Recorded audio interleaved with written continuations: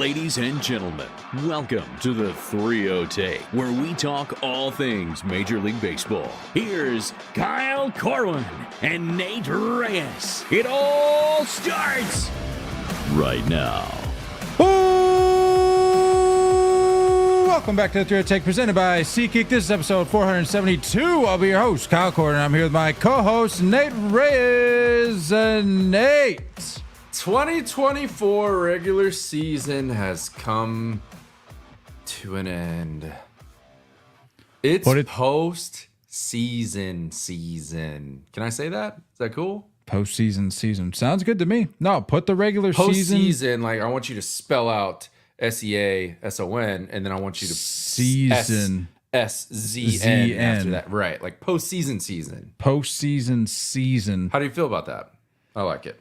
I love it. I'm glad the regular season is over now. I actually went back and listened to a little bit of our episode this exact time last year, and one of the comments I made, I think like right off the top, and I feel like it's this. I'm kind of in the same boat this year. Is I said how I was glad that we finally got to a point, which it's the case for every time the postseason comes around, but you shed the dead weight, I said, of of these teams that were crawling to the finish line, or the teams that were just so atrociously bad that we just got tired of talking about it, a la the White Sox. Like, I'm just glad we don't have to talk about those things anymore. The teams that are in, and we no longer have to really address the teams that did not have the fortune of making it in. So I'm just glad we can talk about good competitive baseball.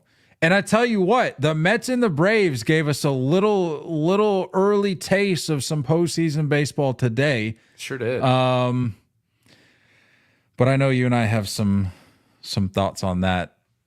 Yeah. Do we just want to get into that? Because I feel like we can't really jump into the wild card preview until we get this what feels like a game 163. In reality, it was just game 161 and 162, I guess. Yeah. But this bonus day of baseball, I guess you could say, one that we weren't really expecting. One, I might add, to put my little tinfoil hat on,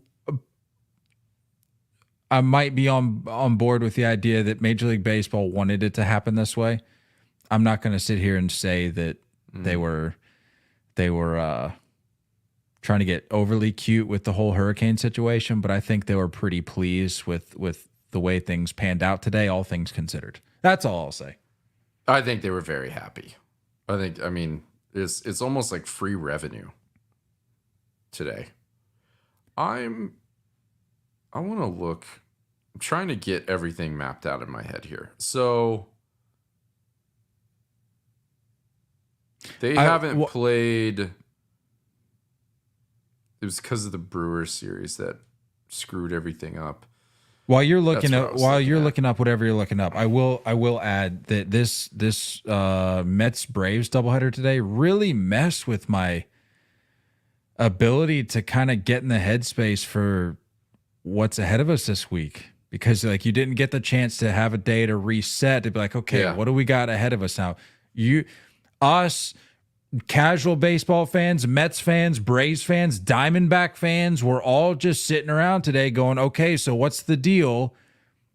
And they were talking about it on the broadcast. They said, the Diamondbacks are just hanging out for game one, but game two is where they're like, okay, time to become a fan of whoever, which a weird situation, but it made for some fun baseball.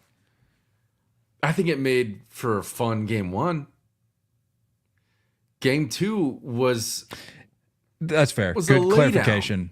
It was like so predictable, so obvious. The only thing, and I think this was more of like a narrative of the fans than anything else, but it was like the only thing is like, hey, you guys are division rivals and you hate each other. Maybe we try to take both. Maybe that's the mentality we have. Maybe we just don't need to sneak in. How about we ruin the team that we hate? Why not? Why not?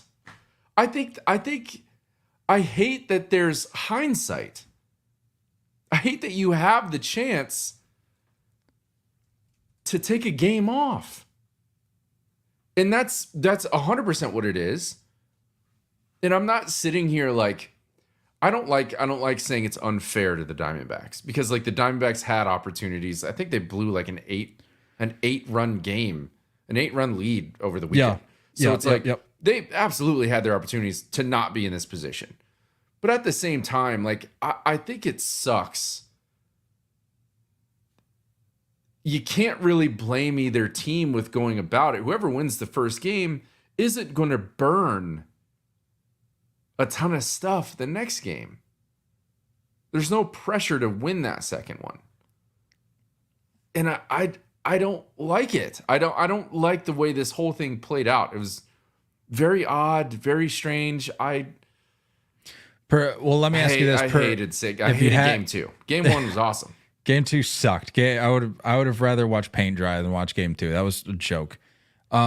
Percentage, if you had to put a percentage to it, and we were talking about this before we hopped on, what are the odds that there was a conversation that went down between Snicker and Mendoza being like, hey, let's just shoot for a draw here, or not a draw, a split, and we'll go about our ways, and maybe we'll see you guys down the road, versus the Mets just not having it in game 2? I don't know. Well, like what percentage odds do you think that took place? I don't know.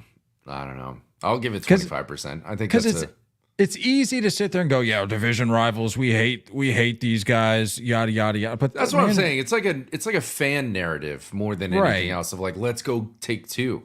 Like if you're a Met fan, imagine ending the Braves season in Truist. Like I think that's the dream scenario for any Met fan. Same for a Brave fan. Let's win 2 at home and send the Mets packing. It just didn't give me the game. Like you said, like game 163s mean a ton. Like it gives you something to fight for. And it's like, everyone's locked in. Game 2 was almost like, what's the point? No, it wasn't game 163. It was game 161. That's what I'm saying. Like it felt like that game's 163 right. feel. Yeah. Like we had that with 161. Yeah. We had it with game 1. We got that 163 feel. I don't know, man. It's just strange. Just what's crazy thing. though is the second game, and it's just the way things lined up, I guess. But game 2 was the only one that really mattered. And that was the snooze fest. Like game 1, you're like, okay, Mets punched their ticket. And then game 2, you're like, well, this is what really determines who else is sneaking in here. And it's like, well, it's just a snooze fest, a lay down of a game. I don't know. Not all that important, but call me crazy here. And I don't know how much of you're crazy, how inefficient or unrealistic it would have been. But like, why couldn't you have made the Mets? I think it was, who played the Brewers? The Mets over the weekend? I think the Mets played the Brewers. Yes. Why don't you make Saturday a doubleheader? Get out of Milwaukee and then make Sunday the doubleheader with the Braves, and then you have this day. The biggest thing is that both of these teams are going to go play tomorrow. And that day off, like, maybe doesn't sound like a big deal, but like for lining up, we're going to talk pitching. And it's like, there's a lot of question marks around a lot of these staffs that's what this does.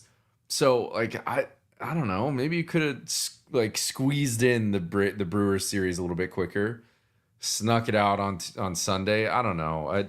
And then you have less of this hindsight thing because now you're playing while the Diamondbacks are playing on Sunday. And there's a little less like predictable outcome. I think everyone and their mom knew this was going to be a split. We were hoping for a sweep, but I think everyone knew it was a split. Yeah, I hate to say it. I think we saw a split coming. But if you put it on Sunday and things are like, there's still other chips that need to fall. I feel for the Diamondbacks. I think it kind of sucks. Like it's weird. I'm sorry. Like ball player to ball player. Yeah. I mean, you got to feel for the D-backs. Like it definitely sucks, but like the reality of it is, and it's kind of the narrative that's guiding them out the door, if you will. And it's that they could have taken care of business themselves, so where they didn't have to rely on the Mets taking the second game of a, at that point, meaningless doubleheader. So yeah.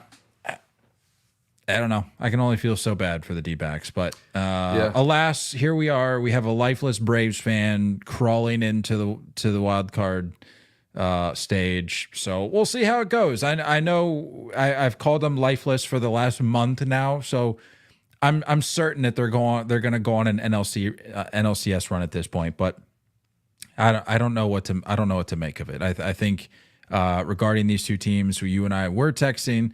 And with the way that game one went, which was, as we mentioned, just crazy. You and I were texting. I think you and I were on the same page. Like, the Mets were kind of giving off early Team of Destiny vibes, which not really a fan of.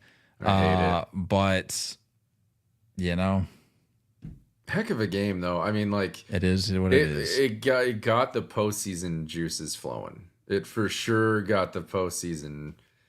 Ooh, a little bit of energy going here. Like, I had no dog in this fight, but I'm watching this game. I'm like, this is nuts, dude. The seventh inning on was just craziness.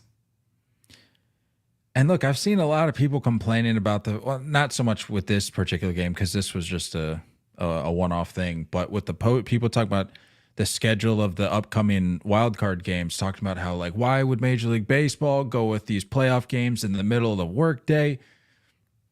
I know this isn't the first time I've said this, but if I have an excuse to just, like, not really pay attention to work, and I can afford to do that and kind of have it on while I'm working, that's like, that's a treat. Please give me baseball throughout the entire day. Like, I'm not trying to watch two games at once. Like, I'm actually a fan of how they set these games up. But today was along those same lines, sort of the same thing.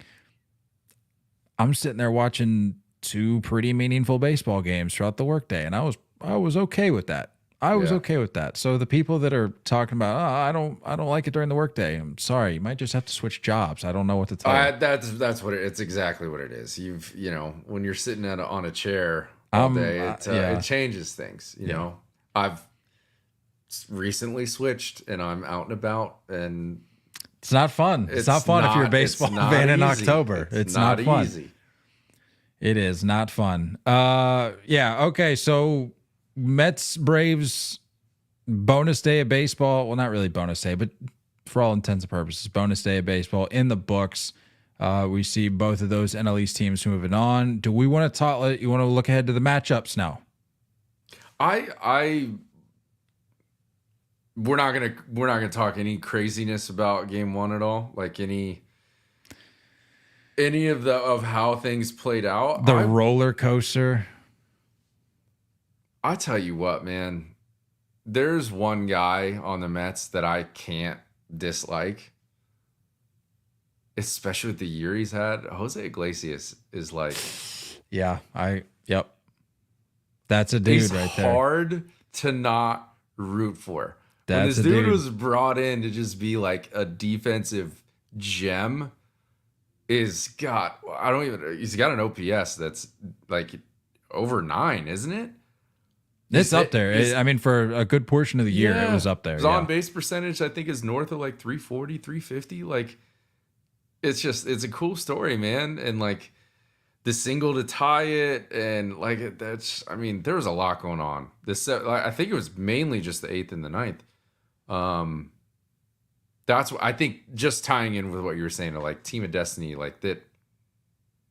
It feels that way. It feels that way when you put up 6 and you feel like you're cruising and you feel good because Edwin Diaz is coming in to lock it down for you. And the Braves are like, hold up, not so fast. Mets put up 6 in the 8th for a lead change.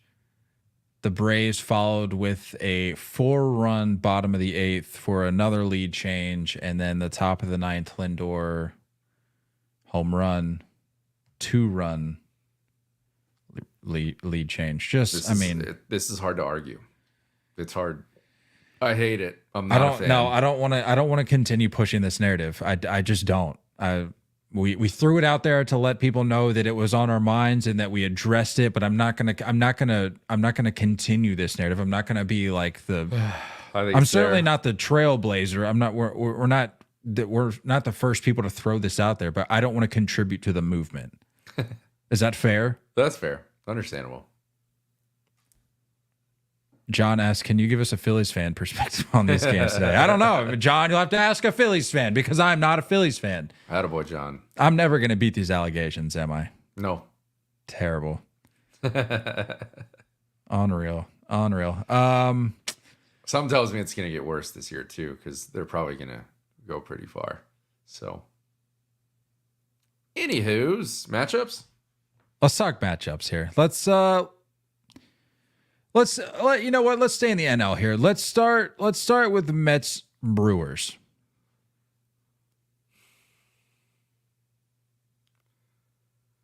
Hold on. Before we get it, actually, I had this thought earlier. Before we get into the specifics of these matchups, just looking at the slate that we have before us this week. Is this game 1, by the way, tomorrow? Is that the early game? What? Do we have? You're saying like of the slate. I'm like, yeah, Nate, these are all game 1s, dude. This postseason starts tomorrow. You're saying game one of the day. The day. No, it's not. Tigers, Astros are. That's funny because that's actually the exact order I had it on my sheet. So maybe let's just go. Maybe we do that. Maybe Okay. Either way, though, I'm going back to my question. Looking at the slate that we've got ahead of us. Give me your 2 answers for most anticipated series and most lopsided series. Most anticipated and most lopsided. We're looking at the Tigers versus the Stros, the Royals versus the O's, the Mets versus the Brewers, and the Braves versus the Padres. I think Royals-Orioles is going to be electric. I really do. I love that we get to see Gunnar and Bobby going head to head. Bingo. Like that's huge. That's probably the 2 top shortstops of the future. The pitching for the Royals that is just very much under the radar. An Oriole team that like we all see what it is on paper. It's just whether it kind of comes out, but I think that's the one I have my eyes on the most. I'm going to say the most lopsided is probably the Padres Braves, believe it or not. I think we don't even know what's happening with the Braves pitching. Chris Sale scratched from game 2 today. Like they're trying to figure out an order, but because of all this craziness, you're looking at like a short turnaround for everybody. Max Fried, Reynaldo Lopez I think he threw an inning today in game 2. You're probably expecting him game 2. Charlie Morton game 3 now. Like, there's so many question marks. The Braves are coming in just, I think, more beat up than any other team. And the Padres feel really strong over the last month. So I think that's a sweep, honestly. I think that's a... Well, let's not get into our predictions just yet. I mean, I just wanted to... It's lopsided. Lopsided is going to be a sweep, right? So... Not necessarily. As far as, like, on the bump, though, if you're a fan of pitching, Skubal and Framber is hard to not be... Yeah, but then after that, fully what do we? in. I mean, that's one game. The rest of the series for the Tigers, I think. I know. Yeah. And we'll touch on it, but I think Hinch talked about just unleashing chaos or something out of the pen for the rest of the series. I'm like, figure it out. They got to get creative if they want to stick around. I mean, that works in a 3-game series. I don't know about beyond that. I don't know what the Tigers are hoping to do, but. With that said, let's jump right into that one. Let's look at the Tigers versus the Astros. Game 1, we're looking at Terry Skubal versus Framber Valdez, as you mentioned. I mean, this is the AJ Hinch series, man. This is the AJ Hinch series. And back in Houston. Need we remind you, this was a Tigers team that sold at the deadline. At the deadline. Yeah. The reality is, though, How much do they wish Flaherty was still around right now? that's one of those like hindsight situations. You never know, and I'm not going to sit here and say that that they're better off not having Flaherty, especially with the year that he's had. But you just really never know the way certain relationships in that clubhouse function. You never know like the dynamics there. It's possible that if Flaherty was on the team, maybe, I don't know, maybe there's in just some weird twisted way of thinking about it, maybe there's this element of like, oh, we're actually better than, or we think we're better than we are because we have a guy like Flaherty backing up a guy like Skubal in the rotation. Yeah. But maybe they kind of, that by not having Flaherty, that enhanced the whole underdog mentality that they've been riding for the last 2 to 3 months, it seems. So it's really hard to say, but I think from an on paper perspective, they certainly would love to have Flaherty because, like we talked about, you've got Skubal, and then this makes me feel like I don't know, man. This might be the most lopsided, honestly. No, because we can't disrespect the bullpen that the Tigers are bringing to the table. I mean, they've got some dudes in the back end. The problem is, if you lose that first game, I don't know what you do. Yeah, you got game one. I don't think there's any coming back from that situation. If you can't win game one, granted it's in Houston, and that place we say it every year, that is a rowdy postseason environment. If you can't, I mean, they all are in Houston, obviously, but if you can't come out of there with a win after game one, you imagine how I feel like if you're a Cleveland Guardian fan, you got to be rooting so hard for the Tigers, like so hard. Imagine that, dude. If the Tigers can bounce the Astros, the Guardians be like smooth sailing to the ALCS. but here's the question though: if the Tigers pull out the series against the Astros, then are we looking at a Tigers team as a possible team of destiny? Because again, look at the route that they took to get here. They don't even have pitching to figure out a 3-game set. Sure, that's fine. But if you look at how they handled the second half, and they were one of the best teams, if not the best team in baseball for the last, call it 2 months, 50 games. Well, they obviously have something figured out. It's just a matter of can you capture that, put it in a bottle, and unleash it in a postseason series? That's the question. Are you saying are you leaking your predictions here? I'm not leaking my prediction, but I remember, you have to go back like 2-3 years now. This was the team that I was like, just give them some time. It was the same way with the Royals, but I personally thought that the Tigers were going to be the first team to do it. But the Royals kind of showed up on the scene a little bit sooner, albeit they're both in the postseason. The Royals seemed to be the team that took that step a little bit quicker, a little bit further. But I've been pushing this Tigers narrative for a few years now. It just took them a little bit of time. So I'm not sitting here I'm not leaking any predictions. I'm just letting you know that like I have a little bit, maybe more so than the average fan, confidence in the Tigers. Just objectively. Now pairing them up against the Astros in Houston, that's a different conversation, one of which we're having right now. But it's tough. It's a tough situation for them to roll into Houston like that. Yeah. Has Houston come out with their order rotation wise? We know Framber game 1. Do we know game 2 and 3? No, I mean, we were talking about it before we hopped on. I think the Padres and the Royals are the only two teams, unsurprisingly, given the state of their rotations, that have listed out probables for all 3 games. So we don't know what Houston's bringing to the table. I think Hunter Brown might be in line for game 2 for the Stros. When did Kikuchi throw last?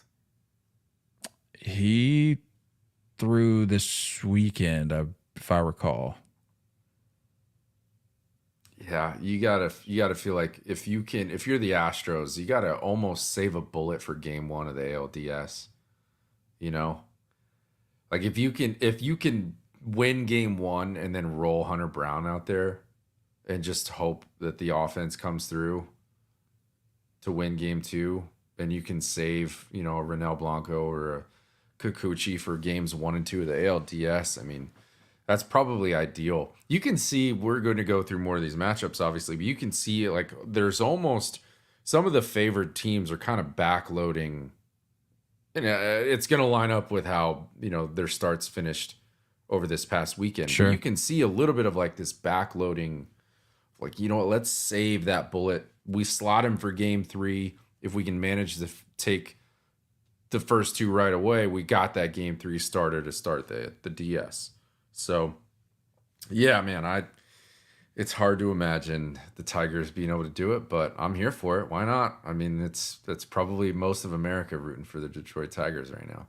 And you're right, they have been hot, and they've been winning ball games, man, and they've been scrappy. And Kerry Carpenter, excuse me, man's is. Which reminds me, no, I'm glad you mentioned that name. Smacking the ball around. I meant to mention this right off the top. The Tigers, hello, please. Can someone in the organization explain to me how you couldn't help me make my preseason prediction of the Royals finishing with the final wild card spot? How you couldn't make that happen? All you had to do was beat the literal worst team in modern era baseball in the final game of the season, and you couldn't do it. Can somebody explain to me why that happened? We're back off the Tigers now. We're on, now we're off. No, that was just a little bone I had to pick.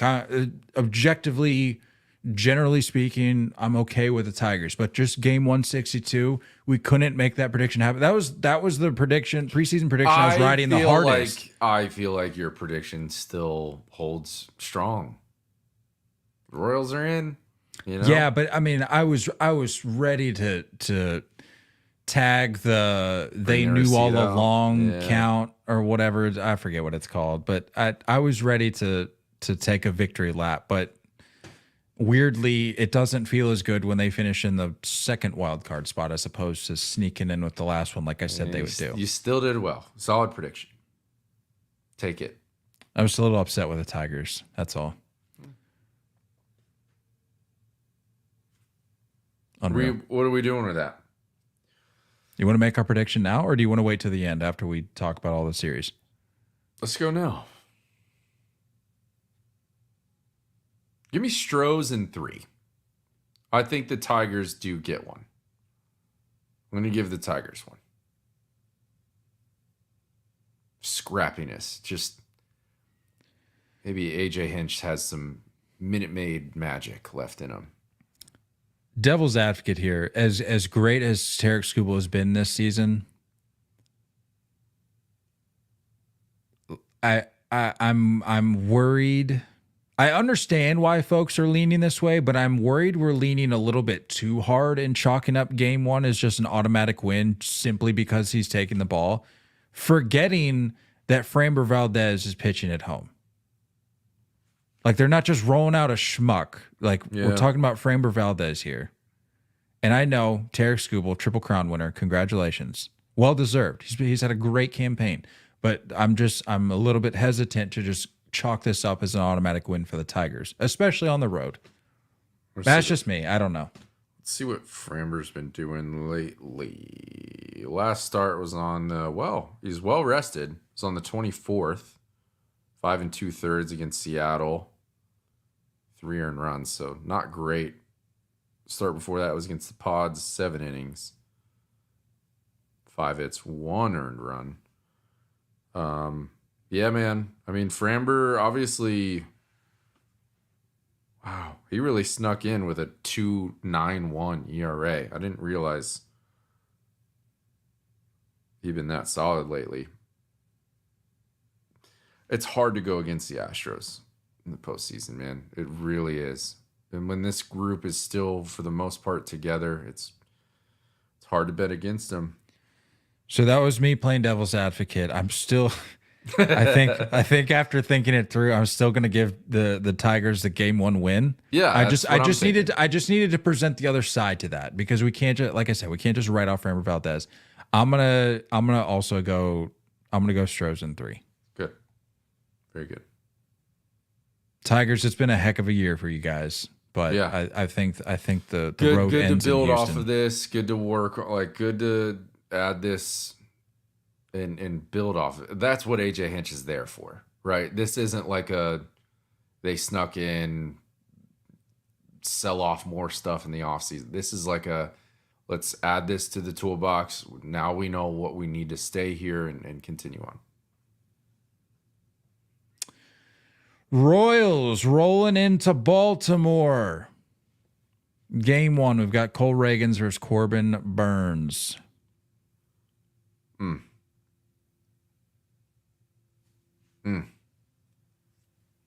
I said it before, man. Like, this is Witt and Gunner are must-see TV. And what Witt has done this year, I mean, and I'm not just talking like league-wise. If you were to take Judge and Ohtani out of the headlines as often as they had been there, I think Bobby Witt is right there with the love that's needed and deserved. This man has had a fantastic season and is a real problem, is a real issue. And what he does on the bases makes things like, oh, let's just work around him. You can't. The dude is a freaking issue. Unbelievably defensive. Like, the glove is. I'm excited that he gets to be on the big stage, and that there's going to be an eye-opening movement across baseball fans that like haven't gotten a chance to really put him on TV throughout the year. I'm glad you mentioned that. Can I share an experience I had today when I was walking Rookie? So I'm out walking Rookie in the middle of the day today, trying to find a period of time where it wasn't raining. It's been raining for like the last week.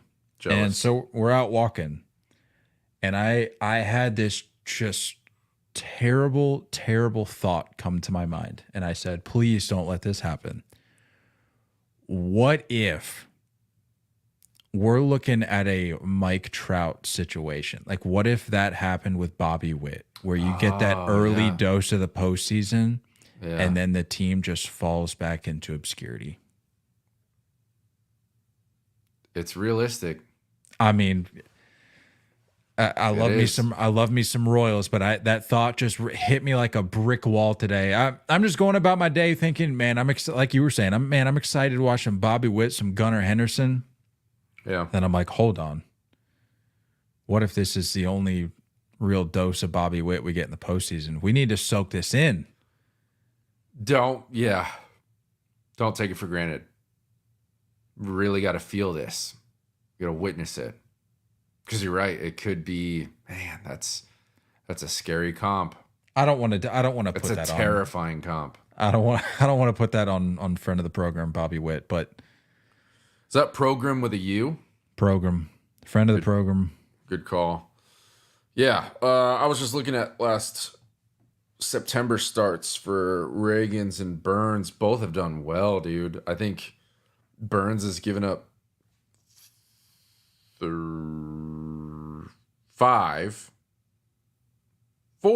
earned runs in September. So it's been like kind of rough after the All-Star break. And then September, he's kind of locked it back in. You know what I'm saying? Like, he's kind of settled back into what Corbin Burns typically does. Reagans is, for my oldies out there, Reagans is just like a copy paste of Cole Hamels. Dude looks exactly like, put those two next to each other mechanically, and it's like, it's Cole Hamels. It has also been diamonds in September. Only 3 earned runs in his 4 starts in September. So I think this is another one, man. This is another one that's going to be a really good start. I like this series a lot. I really do. And I'm hoping I want it to go 3. I need these two teams to beat each other up because both teams make me nervous as a Yankees fan. They really do. A lot of teams make me nervous as a Yankees fan, but these two for sure do. As they should. The reality of it is both of these teams are coming in on not the greatest foot. Yeah. But I think what the Orioles hopefully are using to their advantage is the fact that they were just here a year ago. Not necessarily the wild card series, but in this early stage of the postseason, didn't exactly go the way they had hoped for, especially when in 101 last year. Yeah. I would like to think that they would be able to build off of that, despite the struggles that they faced down the stretch the last month or two. I don't know, man. Like, this is probably I would say this is my most anticipated series, but I don't know.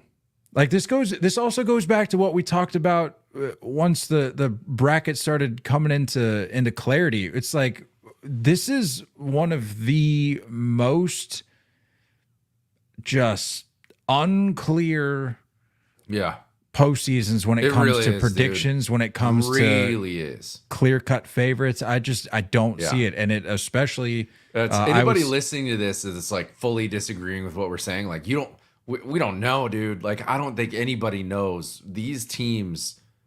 I have never remembered this much of an even slate across all these teams. Like, anything can happen. I get that, but there's no dominator.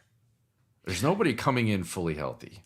Every team in the postseason, there's a case to be made that you could find a strong enough reason for every team as to why they couldn't win a World Series. And for that reason, it just makes picking these series impossible. Like, I think it's highlighted by this one, because on paper, if you looked at these teams, say at the midway point of this year, you're going, okay, these are two high quality teams. Orioles especially doing what they had set out to do. Royals, a pleasant surprise, playing well.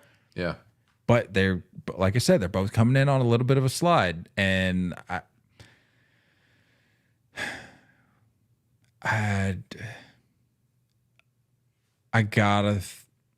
think I gotta go. Are we making a prediction here? Yeah. You want to go first? You want me to go first? I'm taking, despite their slide, I'm taking the strength of their rotation, the strength of their bullpen, which their opponent is lacking right now.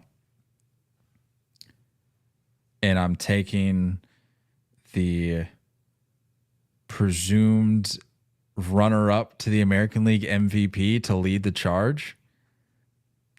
I'm taking the Kansas City Royals. Same, dude. Same. I'm taking the Royals. I am too. I'm gonna say 2. I'm gonna say Royals in 2. Here's my logic. Cole Reagan's going game 1. Lefty, right? That's gonna slide. That's a, I'm not gonna say problem, but that's a bigger problem than a righty for Gunnar. You're gonna move Santander to the right side. You're gonna move Adley Rutschman to the right side. Like, I think there's some things there. And then Seth Lugo has been nails this year. So, yeah, dude, give me Royals in 2. And I think it's shaping out. I mean, unless something changes, it's looking like Zach Eflin in game 2. So it's like, even though you're trotting Corbin Burns out there in game 1, the Royals, if you take the sum of their parts as to what they're bringing to the table over the first 2 games, I like their odds better than bringing out Burns and Eflin. As good as Eflin's had a fine season. Very good year. This is not a number 2 starter. That's not why he was brought on board.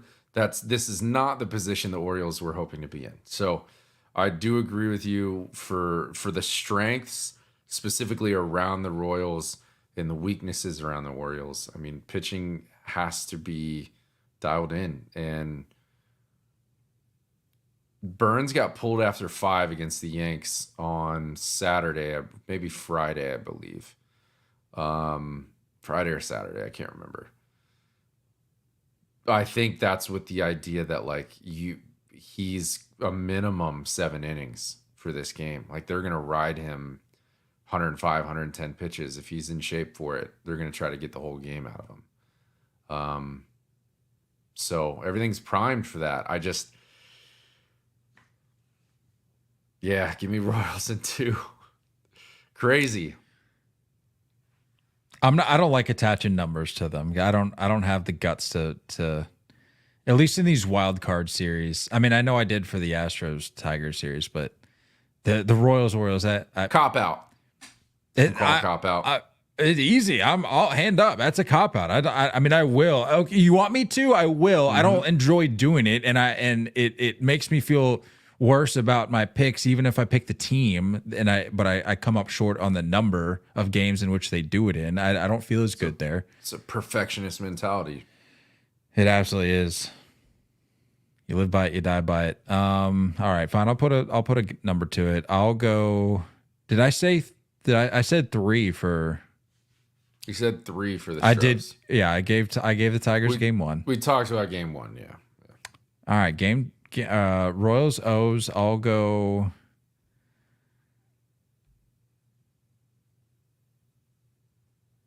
Yeah, I mean, for the reasons I talked about with the pitching, I'm gonna go 2. Oh yeah. Which for the Orioles would make it 2 straight postseason sweeps. Being on the receiving end of 2 postseason sweeps. We were there for the last one. If Ryan's here with us at the moment, I don't think he's going to be too thrilled. Maybe he's moved. Maybe he's moved on. I think part of him's moved on to the Ravens. I think he knows. He knows. He's going to tweet that he's going to tweet nightly that the O's are fine, but I think he knows that the O's aren't necessarily fine. Yeah. He knows. Ryan Ripken, friend of the program. Mets Brewers next on the docket here, and I believe third series on the slate for Tuesday. Here's the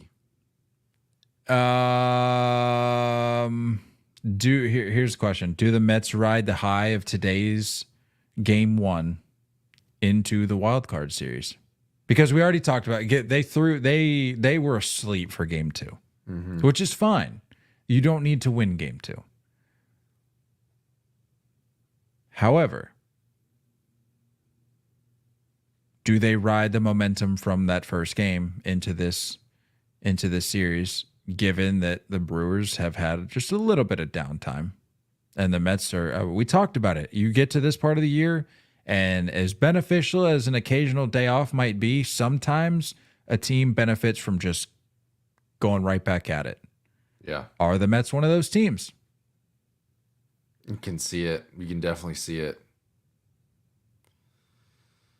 Oh, Severino going game 1. I have question marks there, and he hasn't looked great lately. I don't. No question marks. Go back to the preseason predictions episode. I mentioned Luis Severino's name multiple times. Receipts, I've got them. I've been high on Luis Severino all year, and I'm not. Again, check the receipts. Go back and listen. Go back and look. I said it. I'm not. This isn't revisionist history. To your point, he has struggled. He's struggled a little bit in the second half. However, it's been rough, dude. I feel fine with him going up against the Brewers. I just do. I like the Brew Crew, man. There's something about them. There's something going on that's just recently the young offense, man. Like they finally have an offense. Well, hear me out. By me saying that I don't have any question marks about Luis Severino, that like I'm not giving the Mets that game. Like he could still go out and throw well and they still lose the game. And I'm not trying to like tiptoe in both camps here, but that's me more so just addressing the Severino element of it. Like he can go out and have a fine game, but then the game is either won or lost in the 7th, 8th, or ninth. You see that happen all the time. Yeah. Yeah.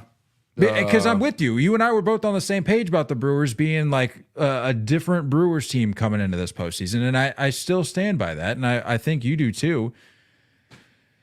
So I don't know. I think Severino, I think he'll be fine. I like Milwaukee. I like the stadium getting loud. I like the beers flowing. I like the crowd getting into it. It's just get me into Wisconsin. You know what I mean? Just get me settled in. And an early Willy Adames home run in game 1, and we're just off to the races. You know what I mean? That's what I'm feeling. I like the pitching. I like the bullpen. The Mets, I mean, Edwin Diaz is a huge question mark. I mean, he's just not what we're used to in Edwin Diaz. And I don't even know how many pitches he threw today in game 1. They brought him out in the 8th, and it wasn't clean. Yeah, he ended on a high mark, but like, or not on a high note, but like, I like Brewers. I'll give the Mets game 2 based on just vibes and, you know, playing good baseball and coming back and staying in the fight. But I think Brewers in 3. We're looking at okay, never mind. I'm just bridging the gap here to the end of this episode, and I don't necessarily like what I see. You don't like what you see? No, because I like having a little bit of variety, and I'm not seeing any variety. And I think the problem is because we feel so similarly about the teams coming into the postseason. Yeah, I like having a little bit of variety, and I think maybe the only place we would have possibly had a difference of opinion would have been the Tigers and Stros. But I had to lean Stros there, just given their track record and the fact that it's in Houston. Yeah. But I think I too am going to have to go Brewers. Yeah. I think I'm gonna have to do that. Their bullpen has been exceptional. My question for you though, and not to mention Tobias Myers, I think gets forgotten about in this conversation. He does. He could potentially be a X factor in this. They have a good 1 through 3. They have a good 1 through 3 rotation. My question for you though, and I think this is important because I think that this is, well, I'll go ahead and just say that I pretty much know that this individual is going to be an important piece of this team's future moving forward. However, this year, this postseason, 2024, is it too soon to expect too much from Jackson Chourio? I don't think so. He doesn't give me like the shy away from the spotlight vibe. Like it just seems like he welcomes it. He seems like this is what I'm talking about. The Brewers feeling different this year, man. Like they have like spark, they have youth. There's not like this, oh, we're just happy to be here, you know, Midwest kind of thing going on. It's like, no, dude, like we've got some dudes. We got some studs. Willy Adames deserves so much praise, deserves so much love for what he's done this year. And even last year, he just doesn't get the attention he deserves. So I like the Braves.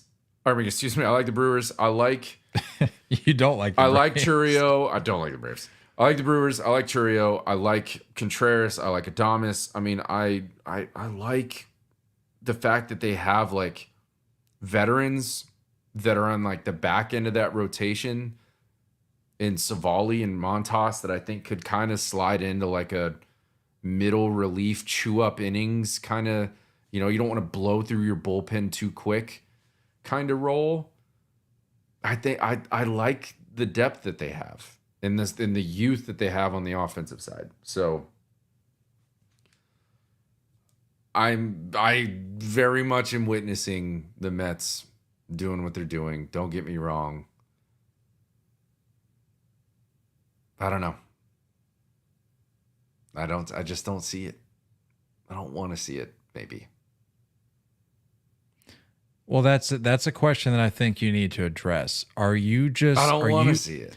Yeah. Because are you, logically on paper, like nothing else lines up outside of just sheer clutch, refuse to go away mentality. their rotation has since like June or July. Their rotation has been one of the better rotations of baseball, actually.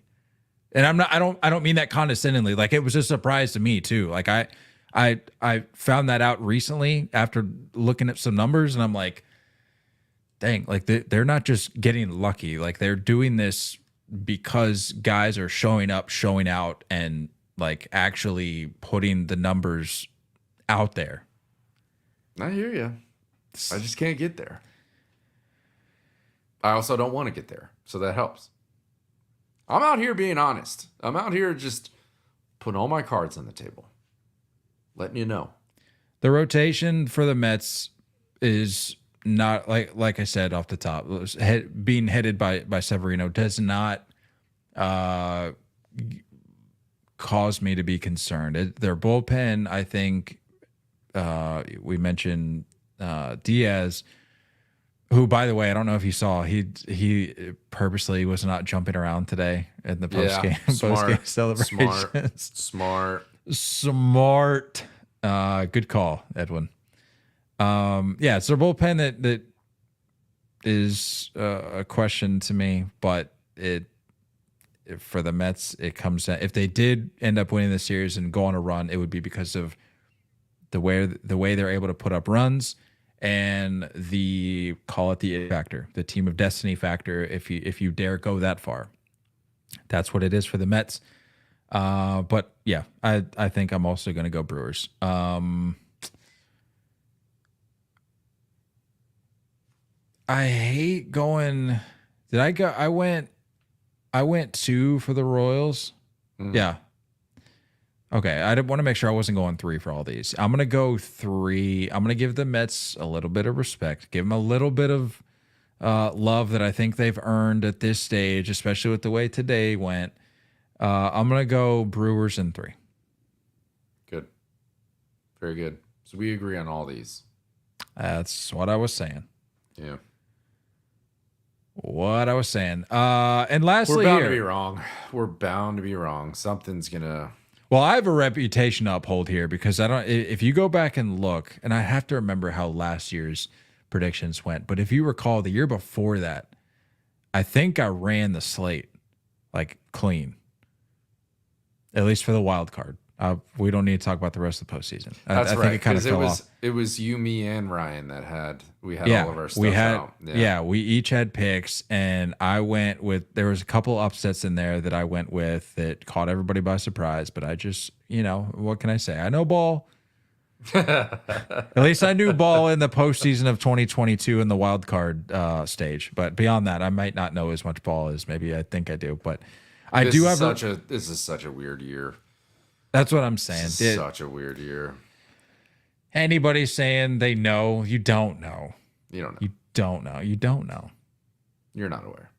And this is I feel like we have to mention too. This is my favorite time of the year because you have people that will criticize the picks, and then when you ask them, "All right, give me your picks before the games get underway," you never hear from them again. It's like, okay, correct. well, at least we're putting these things out there, Yes. Putting these things out there. That's the beauty of it. I don't think, however, talking about beauty, I don't know if this is going to be a beautiful series for the Braves because they're going up against another team that I think has some a feeling of being special this year in the San Diego Padres. That 1 through 9, I feel like for the Padres is a problem and can be a problem this month, this October. Correct. And that's alarming for any team that goes up against them. And I'm sure by me saying that, we're now going to see a Padres team that falls flat on their face and they hit like always possible. 064. But on paper, if you look at that lineup and you look at what they're able to bring to the table on the other side of the ball, on the mound, there is little to no reason to believe that the Braves can do anything in this matchup. Yep. And that I do stand by. Whether the Padres show out in this opening series, that's another thing. But just looking at the outcome, little to no reason to think that the Braves can do anything. I said it before, I'll say it again. They backed their way in to this postseason. They crawled to the finish line. Crawled to the finish line on top of horrendous the final 3 weeks out of the Diamondbacks. And like I kid you not, I have Braves fans in the mentions telling me that they don't even want to see the Braves in the postseason. So what does that tell you about the state of the team right now when you have fans of the team, I'll give it to them, fans that love their team and will defend their team to the death more so than just about any team in the league. If they are looking at this year going, it's not worth the time. What does that tell you? Yeah. And I think anybody that has been keeping up even relatively so with the way like you mentioned, the final few weeks of this season for the Braves, if you've even remotely been watching, you know that this team is not going to do anything. And I'll go ahead, I'll put my name to that take because I believe it. This is just not an inspiring Braves team, and they just got a rough matchup with the way today shaped out. Yeah. Against the Padres. Yeah, dude. And we talked about it earlier. Of like, I like what. First off, a little bravo to Mike Schilt. Like, I think you and I were pretty much the only people in his camp. Like, there's so many people that just wrote him off, and I don't understand why. Excellent job by the front office and Preller. I love the game plan of what they're thinking for their starters. We have Mike. You mentioned one of the few teams that has their entire series laid out. Michael King going game one. Who did we say? As of right now, one of two teams. Them and the Royals are the only two teams to have their three probables lined up. Who did at this moment? We said Musgrove game 2, right? Musgrove game 2, and then Cease game 3. Yeah, Cease lined up for game 3. And again, like, I understand this is having to do with how the weekend shapes out and, like, you know, the last week or so and how things map out. But at the same time, like, the game plan of understanding who you're matching up against, the Padres are going to, I think, probably dominate on all three facets of the game compared to the Braves. If you can save your true ace for game 1 of the NLDS, that's really how you work your way through this. So I think it's really, really hard to imagine the Braves getting a win when they don't understand what they're doing with their rotation. Chris Sale is a question mark at the time of this recording. We don't know. He was, again, scratched, so, like, we're not sure there. And there's been some positive things that have happened with Reynaldo Lopez. Fried did have a good last start. I think he went, what did we look up? It was like 8 2/3. Great start. Yeah, great start. Which, by the way, you mentioned Sale. I failed to mention, this is on me. I failed to mention Grant Holmes. Shout out Grant Holmes. Showing out in game 2. That's big. What did I say? 7 Ks over 4 innings on short notice. Yeah. In a game that you had to win. Yeah. That's big time. Props Mr. Holmes. We won't talk about the Mets laying down for it, but you still got to win. Still got to go out there and play. I just, there's so many question marks around the Atlanta Braves. And the Padres look really geared up, man. They're like the one team of the wild card round that I feel pretty strong about, that I feel very comfortable with. Padres look good. You mentioned the lineup. You mentioned the bullpen. And they're not even going to give you, like, it's such a flex to not even give you potentially not even see our ace. You're not even going to see our ace, Braves. And we're still probably going to take it. So, yeah, give me Pods in 2. Dylan Cease throwing game 1 of the NLDS. Wow, really, really, really spicy of us to pick the same winner every series and in the same number of games. Yeah. Right? Did we run the table on that front? I don't think it's going to last. I think things will change for the next round. Hopefully. Will they? Am I right though? Did we pick, I mean, I know we picked the same 4 winners, but did we pick the same number of wins for each, correct? Or in the same number of games for each? Yeah, I think we did. Because I'm going Padres in 2 as well. I mean, I've been the biggest anti-Braves guy this last month, or some would even argue further back than that. But yeah. I could there'd be no chance you could get me to give the Braves a win in this series. I was a little surprised that you were leaning Royals, but at the same time, I'm not surprised. So I was hoping that would be our difference, but whatever. Whatever. Let them hate. Well, that'll make making our graphic really easy. I won't even need to text you to remind me what you said, because I'll just think back on what I said and just double it. That is pretty boring, huh? Copy and paste. Yeah, I'm with you. I thought we might differ on a couple of those AL matchups, or at least in the number of games. But after talking through it, maybe give. I said Royals in 2. Maybe give Royals in 3. Just but cause. Then do you want to change your graphic just for that slight difference? Do I give friend of the program Ryan Ripken a tip of the cap, a nod with his O's? With his O's are going to be, or his O's are fines bit. I think that's understandable. O's are fine bit. Give them a game, just for the sake of mixing the graphic up. Is that what we're doing here? Yeah, sure. No, that's not what we're doing here. I'm giving the Royals in 2. I can't. I mean no. I do think that'll surprise a lot of people, though. I think a lot of people are leaning Orioles. That's fair. I don't know. I think more people are leaning, not like, I'm not saying out of 100 people, I'm not saying more are leaning Royals, but I think the Royals have more supporters than you think. All right. And how that relates to how many the O's have at this stage in the game. Because I just can don't know. already read the comments. Oh, Yankee Red Sox fans saying the Orioles get swept. Big surprise. I already know what's coming. I mean, I'm a big O's guy. I love me some O's at times, but I just don't. I like what the. Well, that's not the greatest. You pointing to the hat behind you isn't the greatest example when it still has the sticker on it. Yeah, I'm wearing that thing. I got it at the stadium. You're not helping yourself out right now. I don't know if you see what's happening right now, but you're not exactly helping your case. All right. Well, Cal's right there somewhere. Yeah, Cal. Out of frame. Right there, Cal. Right.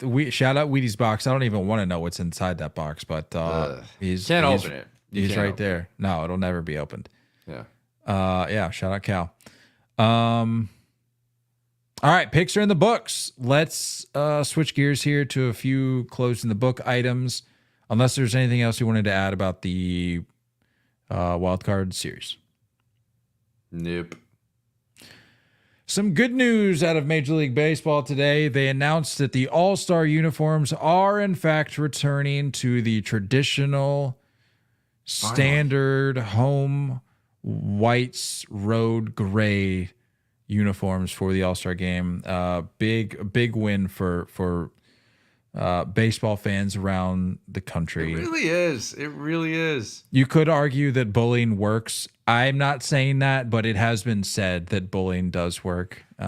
So you be the judge. I think it is exactly bullying because there's a reason they announced it when they did. All this other stuff going on with the postseason. Let's just slip this in there and be like, fine. Fine, take the You take the guys win, baseball fans. We're reverting. Oh man, now we just got to get those stupid sponsorships off. Well, that's not going to happen. I know. They are. I did read that they're talking about. I think they're working on the concept of the hat. So I don't know what the hats are going to look like. Frankly, I don't care. Just give me the. Doesn't matter. Just give me the unis, and I'll be happy. Do what you will with the hats. Have fun. Have fun with the hats. They've put whatever. stars on there before. They've gotten a little creative. Whatever. Just give us the, just give us what we wanted. Give us the home whites and the road grays. That's what we wanted. Man, it's gonna look so good. It's gonna look so good. Not to mention, we're gonna be there for it, so that's gonna be a thing of beauty. I keep forgetting that. I can't believe We're Oh. we're gonna be there for the re-debut, if you will, of the way All-Star Game uniforms should be. I'm here for it. Mm-hmm. Let's go. I'm here for it, and we're there for it, literally. Giants fire Farhan Zaidi. And not just that, they said, Buster Posey, you're our guy. Buster Posey is now the president of baseball ops of the San Francisco Giants. How do we feel about this? Because a big factor here is, so I've read, is that the way that Buster Posey was involved and influenced the Matt Chapman extension getting done, that played a huge role, I think, in the eyes of that front office, the ownership group, so on and so forth. I didn't realize it. I'm trying to find where it was. I think it was 2022. He was like put on the board. He was like a part of the ownership, right? Yeah. It was like there was like 30, I think like I read 30 members or whatever as a part of the ownership. By the way, so he's been around. Like he didn't just go off into the shadows. Gerald Dempsey Posey the third. That's rough. These are things that I did not know. I would go by Buster as well. I would go by Buster. Good call, Buster. Dempsey. Gerald Dempsey Posey. Gerald. That's tough. Look, dude, like I'm always going to be in this camp. I feel like catchers are the smartest guy in the room. I just feel that way. I feel like catchers have to be. And they kind of have their hand in so many, they wear different hats. They have their hand on so many different aspects of the game. I was trying to find what he studied at Florida State. I was just curious. Never found out. Let's do a little digging around. Yeah, you dig. I like this, man. I like this. I think what's always scary is when you have a fan favorite go to the front office of that same team. A little bit different when you see like a Chris Young in Texas or a Derek Jeter in Miami, right? Like when you're talking to Buster Posey in his home where he's beloved, it doesn't leave a whole lot of room for error. You know what I mean? There's no margin there. And what'd you find? What did you study? Sorry, not to cut you off. I'm reading that he was a finance major, but that he finished his degree remotely. So I guess he had a little bit work left. He switched to social sciences. I don't like that. So I don't like it either. But he's bringing a little bit of the money background to the table, which is certainly helpful in a position like this. And I think it, like we said, I think it played out there in the Chapman deal, and I think that helped him get his foot further in the door. Look, we've been saying it for a few years now. I haven't understood the direction of the San Francisco Giants. I really have not understood it. That's fair, but credit to the Giants for seemingly falling into line with, and to use, I think, a phrase they used on MLB Network today when they were talking about it. I think they called it something like a surging trend of ex-players getting involved in these higher up positions. Love that. Love that. Huge fan of that. Get people that were I'm sorry. involved in the game. I should have clarified. I love the Buster Posey move. You're you and say- I are very much pro get former players into the front office. No, right? I got what you're saying. You're saying I more was big more- picture. Yeah. I think what we can, if we're gonna like wrap it up and put a description on Farhan Zahidi's, tenure there, it's like I have no idea what was happening. Any year, I'm so lost on the paths that they took, and I know from like our view and the perspective of like, average or baseball fans who have favorited other teams and just laughing at the Giants every offseason of them not landing a superstar, there's still a lot of other question marks. There's still a lot of other things they've done that just didn't seem to make sense. And when your top move to a struggling pitching staff is to go get a closer in Jordan Hicks and turn him into a starter and say like, yeah, we're good, that's done, perfect. Like, there's just a lot of questionable things. I don't like what happened with Joey Bart. Like that kind of threw me off too. And now you see him in Pittsburgh and he looks like he could be doing something catching wise there. Like there was just strange moves. A lot of outfielders being added to the roster just constantly. Like, let's just get 30 to 33-year-old outfielders over and over. It's just odd. I heard something today and it blew my mind. They haven't had a hitter reach the 30 home run threshold since Barry Bonds. See, and this is what I'm talking about. Like, when you have glaring holes in the bucket and you're not plugging those holes and you're just throwing money at the wind every offseason saying like, oh, we just couldn't get them. Like, no, dude, you guys have made really questionable decisions. Trying to throw money into the wind. The money would always come back to you because you could never nail anybody down. Yeah, it's true. It's true. There's other things that I do like. I think Matt Chapman had a very decent year. Decent. I'm not going to sit here and say he's a top 3 third baseman anymore. I like Lee in center field. I think, before the injury, everything looked good there. There's certain things that are happening that, it's like, all right, there's good moves being made. Patrick Bailey looks like defensively very good. And I think that there's some development that can happen offensively. And, you need to go get, who was there? Fitzgerald. That shortstop looks great. That kid looks like the real deal. So there's some positive things happening. It's just, for the last few years, it's been directionless. Farhan Zahidi, I think he was in over his head, man. It was very odd. I would encourage you to cut the Giants a little bit of slack with that narrative with this particular move. I think Buster Posey, I would imagine that he would do good things for this team moving forward. I like this, and I think there's enough to work with. But your work's cut out for you, and Buster, you need to get going this offseason, because the rest of the division, minus the Rockies, is at least working for it a little bit. Closing it up here, some very unfortunate news.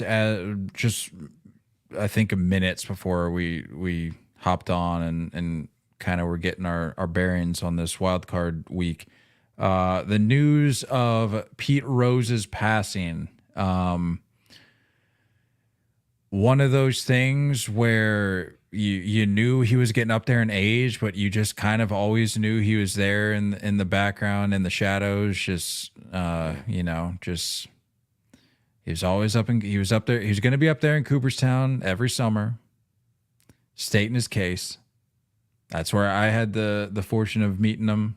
Got to talk with him for a little bit, but it's tough, man. It's always tough when you lose one of the game's greats like this, but it's especially tough given his obvious situation with the Hall of Fame and the lack of acknowledgement there. But but I mean, you can't take away the resume that he built. You say what you will about the Hall of Fame, but I think you can look at his resume and understand the type of player, and not just what the numbers show, the way he played it. Yeah. The way he played the game, you know exactly what kind of player you were getting when it came to Pete Rose. 100%. And if anyone's ever wondering, why you say it at the end of every episode and why we have it, on our microphones, Stay Filthy to us is like, we never wanted to finish a game with a clean uniform. That was the way we came off the field. Was I wanted to know that field got every ounce of my effort. And that was Pete Rose, man. That was just the way he operated. And that is such a great just way to leave it. And I know that I know the narrative is going to be about getting into the Hall of Fame. And I know that it's something that we've said for a while now. It's like, it's kind of sad that it'll likely happen after he passes away, that eventually that's going to just happen, hopefully. I'm in that camp. I think he should be in the Hall of Fame. I think it is kind of weird to group him into the category of cheaters with, steroids and, have that argument of, well, like, whoa, the home run leader isn't in the Hall of Fame, so why should the hit leader be in? It's like, well, they didn't get banned for the same reasons. Or not having the black smudge, on the game for the same reasons. I think that it was harsh, and it was something that, like, it was probably too hard for MLB to go back on. I do think that there's going to be a commissioner someday that does it. I think it's probably a little bit easier now that he's gone. But, man, what a way to play the game of baseball. And I think there was a documentary that just came out within the last year or so that I definitely want to give a watch now, just to be able to catch some highlights and familiarize myself with, like, what really good effort looked like, what max effort looked like. And if you're a fan of hitting, there's so many different styles and so many different ways that players can be successful in the box. And he's a guy that just needs to be studied, man. Mentality that needs to be studied, and just good, clean baseball. Yeah, and look, I know, because I've seen it in the comments, the threads, whatever. I've seen the response that people. One of the responses, I should say, not everybody, but I've seen the response of, well, he was a terrible human being. And, like, okay, like, if that's how you feel, I mean, I'm sure you could look at the length of his life and realize that, yeah, you could come to the conclusion that, yeah, he wasn't exactly the best guy. I think we can all agree on that. But when you're looking at, and I hear me when I say that I'm not trying to put the Baseball Hall of Fame over being a good person in terms of importance. Like, I think if you asked anybody that's in the Hall of Fame or aspiring to be in the Hall of Fame, they would say a Hall of Fame would be great. But, like, I also, and probably more importantly, want to go down as being remembered as just like a stand-up human being. Yep. However, if you're looking at it through a baseball lens, it's really hard for me to look at how just in bed baseball is getting with these sports books now, and how gambling has quite literally taken over not just baseball but sports in general. And I know that baseball and betting and gambling, it's been around for a long time, but, like, the fact that it's just so blatant now, and that Rob Manfred and Major League Baseball still has the audacity to have the hold firm, that over his head, to hold it over his head with the firm fist that they've had for years now. It just, like, there doesn't seem to be any I don't want to say remorse because that's not the right word, but there just doesn't seem to be any Leniency. leniency with the whole situation, given, like I said, the direction that baseball has taken, specifically baseball has taken with the way it approaches sports betting. I know it was a different time. I know the things he did weren't necessarily like above board, but like it's really hard for me to look at his resume, his career, and I would argue more importantly, the way he expressed how much he loved the game of baseball. Like I've said it on here before. He was quite literally quoted as saying he'd walk through hell in a gasoline suit if it meant he could play baseball. Like you just don't, you're not hearing that these days. I hate to say it. I'm not trying to knock on these up and coming guys. You're not going to hear that from these guys. You may hear it as part of a soundbite. You're not going to hear that in a genuine sense. You're not going to hear that in a way that leads you to believe that, oh wait, this guy is serious about this. Pete Rose, I'm fully convinced, would have done that given the opportunity, because that's how much he loved the game. And it's hard for me when you look, like I said, when you look at the resume, it's hard for me to take those things, take those factors, and then say, yeah, but he's undeserving to be in the Hall of Fame because of something that he did. It's hard for me to do that. I'm in the camp that he should be in. I know not everybody feels that way, but regardless if he gets in or not, I think people can look at what he did over the course of his career on the field and say that's a Hall of Fame worthy career. 100%, dude. I think I'm curious to see how the Cincinnati Reds handle things next year, and I'd like some type of honoring. We have a very strange view as fans of sports to put these guys up on pedestals and to almost expect them to be the exemplary, stand-up, moral, great human beings. And that's just not always the case. And I think it's very, very strange for the Hall of Fame to have that weigh so much into the decision. You and I have to, I mean, I'm not going to pull at this thread too much, but like the Curt Schilling thing, a few years ago, and just, it's just odd. It's odd for that to weigh such a factor. Because I don't think it weighs as much in other sports. You look at the NBA, you look at the NFL. I think there's plenty of people that have made it with their gold jacket and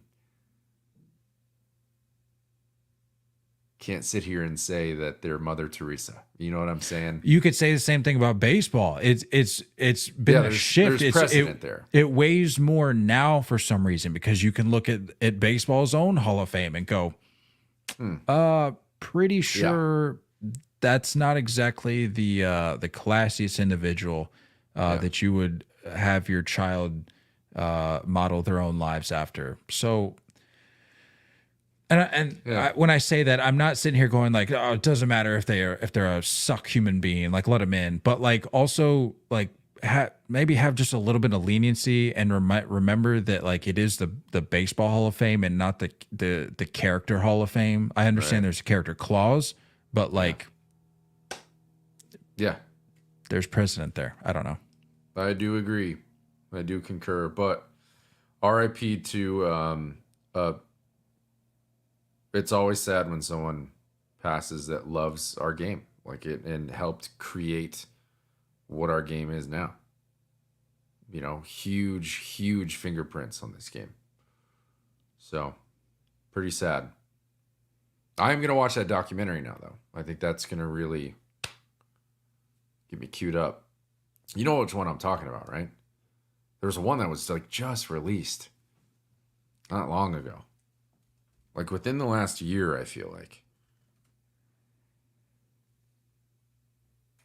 I'm looking it up.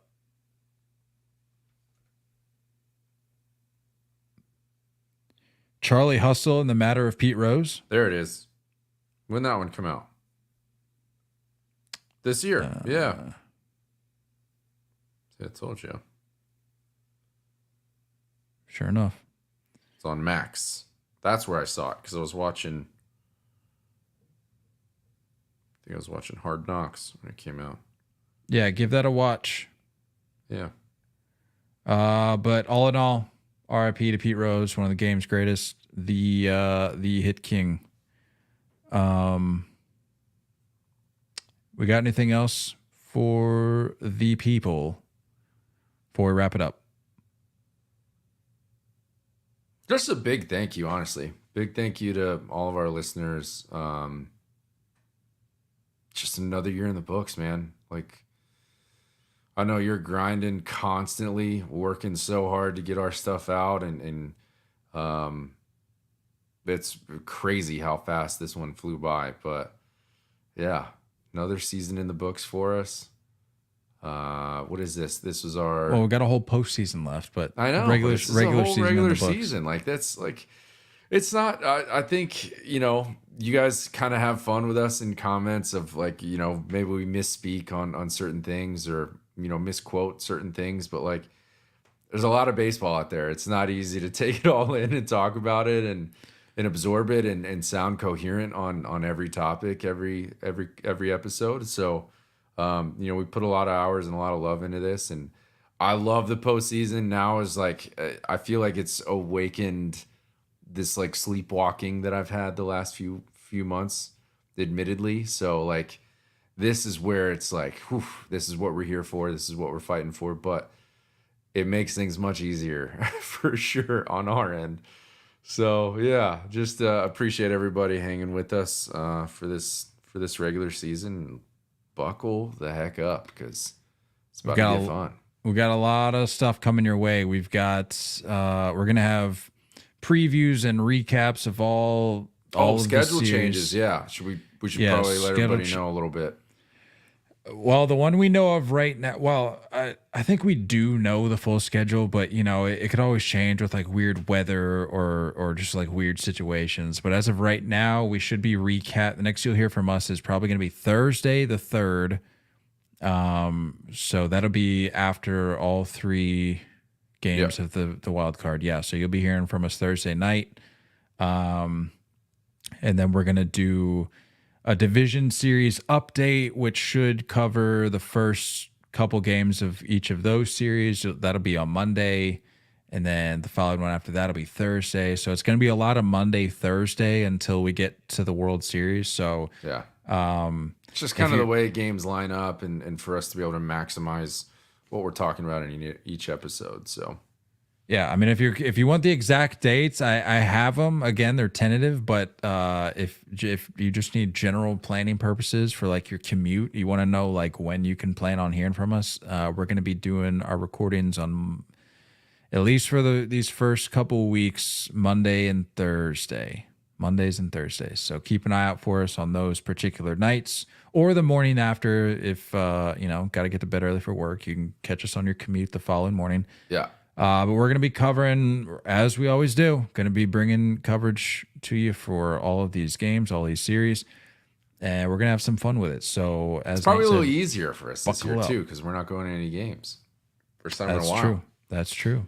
Yeah, and definitely tag the account. Tag us if you're going to any of these games. I love getting to see any evidence of you sitting in the postseason atmosphere, because I know you and I freaking love it. So tag us in your posts, but enjoy, everybody.